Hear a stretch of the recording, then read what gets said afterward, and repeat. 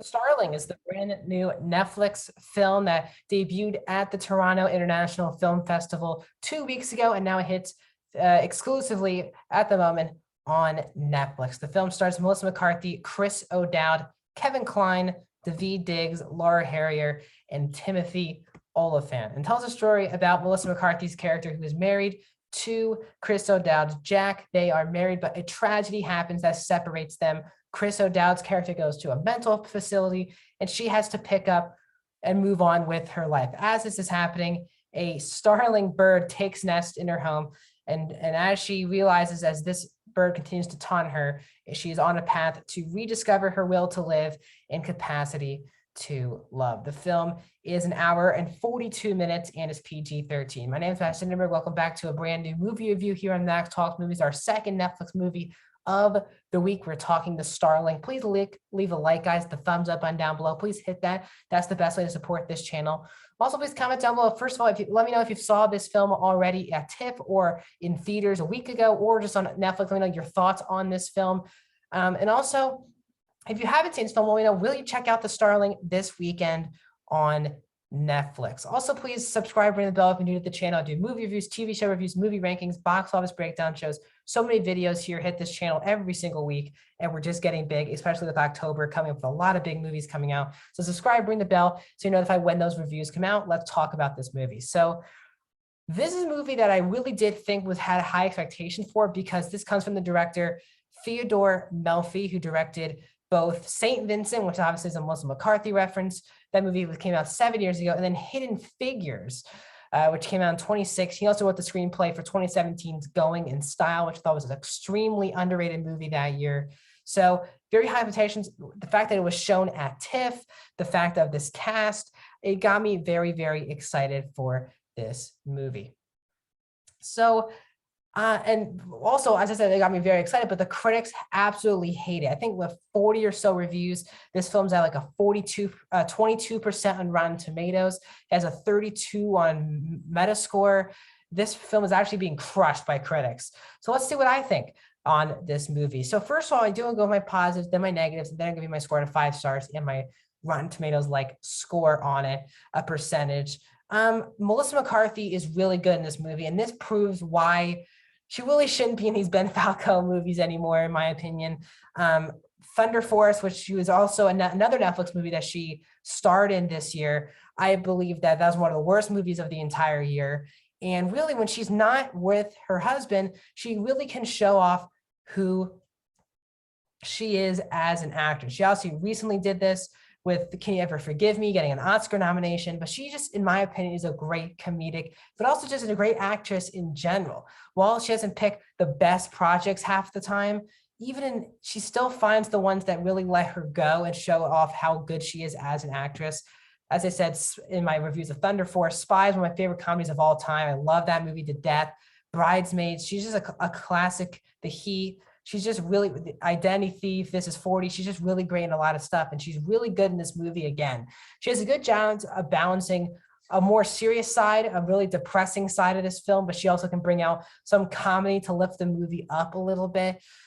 She's really good in this movie. She does, again, a good balance of comedy and just really serious. Chris O'Dowd, who plays her husband, is also excellent in this movie. I don't really get to see Chris O'Dowd in that many things anymore, but he's also very good in this movie, playing a totally different side of the coin on both of their things that they are going through together. There's a big tragedy that happens in their marriage that suffers, that he has to go to a mental institute and she has to pick up where she left off, but they're both handling this thing completely differently. And these are two totally different but very similar performances, where Chris O'Dowd feels like a broken man in a mental institute who feels like his life is lost, while Melissa McCarthy is still trying to pick up the ruins of what happened and try to build and move on from what happened and make life better. And it's two totally different performances that work really well together. They have good chemistry. I would have liked to see a lot more of them on screen together, because he's in the institute and she's doing her own thing in her life. They're very separate for a lot of the movie, which I think does derail a lot of their chemistry. When they're on screen, they are doing a very good job together. As I said, the whole cast is really good. Kevin Kline who is by far has the biggest minor role in this movie. As I said, this cast is stacked. Also, Skylar Gusando is in this movie. As I said, Timothy Olyphant, Daveed Diggs, Laura Harrier, they are all in minute, minor roles. Daveed Diggs, I think, is in like 2 scenes, maybe 3 scenes. I don't think Laura Harrier has more than 1 line in this entire movie. Timothy Olyphant is in 2 scenes. Skylar Gusando's in a couple scenes. They're just not bigger. But Kevin Kline plays this veterinarian who used to be a therapist who Melissa McCarthy is going to for help. It's really cool to see Kevin Kline in another new movie. It's really cool to see him in a movie these days, and he's really good in this movie. I wish he had more, again, to do story-wise, but he's in this movie and he's quite good. And I said the actual messaging of this movie makes sense. I get what they're going for. And the messaging is good. It's a good message, but I want to get to my negatives because in my opinion, there's just too many things going on. The movie does not know where it wants to go for a lot of this movie because there's so many different subplots going on. And the biggest issue with the movie is actually the title. Well, it's not the problem that they named the movie the Starling. It's the actual bird subplot that becomes one of the main plots of this movie. I just could never get into. The birds are all the bird itself is CGI, and it's not good CGI. And the joking of the bird knocking over her as she's in her garden, it just pulls me out of the movie because the movie is really serious for a lot of this movie. It's a really serious, depressing melodrama about this 2 married couple after a tragedy happens in their life. And you're going from that scenes of really dark stuff in a mental institute to then come out into the real world. Melissa McCarthy just trying to do her garden and this bird keeps knocking her over and she has to wear a helmet to do the garden stuff. It pulled me out of the movie. You need to focus if this was just a serious movie through and throughout, I think this would be easily, possibly even an Oscar contender. But because this movie has a whole main plot line about this bird that keeps hanging around Melissa McCarthy's house, and she cares about the bird, but doesn't want the bird to hang around. There's just this whole thing.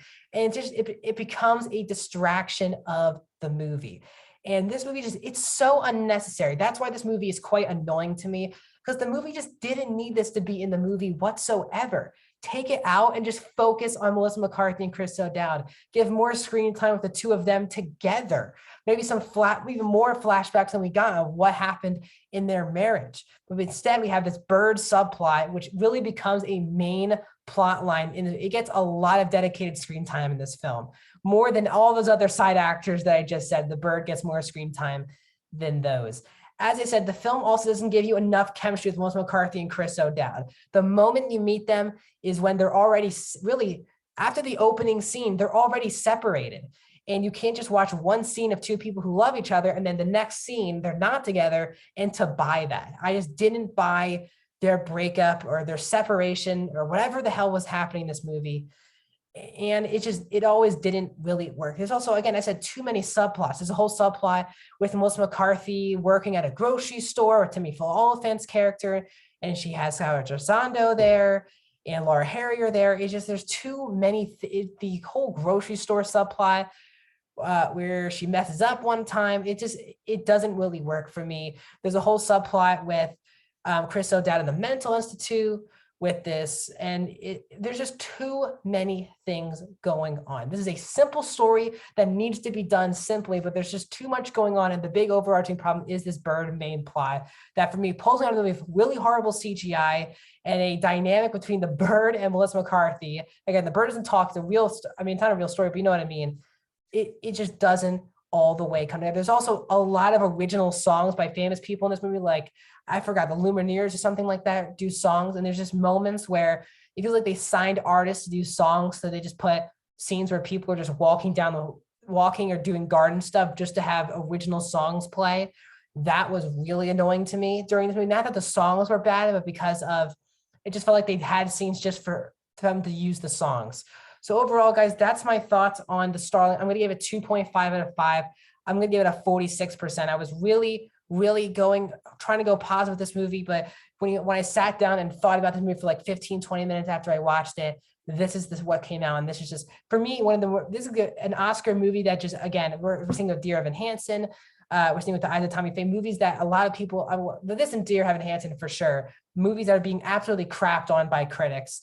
This movie is not faring well by critics. So that's my thoughts on the Starling. It seems like I'm more positive than most people, but it's not one of the worst movies of the year. Melissa McCarthy's already in one of the worst movies of the year, in Thunder Force. But tell me what your thoughts on the Starling. I know a lot of people don't like it. If you really hate this movie, let me know why in the comment section down below. Also, will you check this one out to see your own thoughts on this movie this weekend on Netflix? Like the video, subscribe, ring the bell. My upcoming videos will be my midnight mass review, a full season 1 review of that show will be coming out this weekend. I'm trying to find the time to watch all 7 of those episodes. So when I get those done, I'll be doing my review as quickly as possible. On Monday, I'll go do my box office breakdown show. Wednesday, I'll have my spoiler review of episode 8 of What If. And then Thursday, I will have my review of Venom, Let There Be Carnage. So a lot of reviews coming down the line here on the channel. So please subscribe, ring the bell, and I'll see you guys soon. If you want to see more, also, before I go, if you want to see any more of my Netflix movie reviews, you can click that link right there. If you want to see my review of Thunder Force, which also starred Melissa McCarthy, you can click that link right above. Subscribe to the channel. I'll see you guys.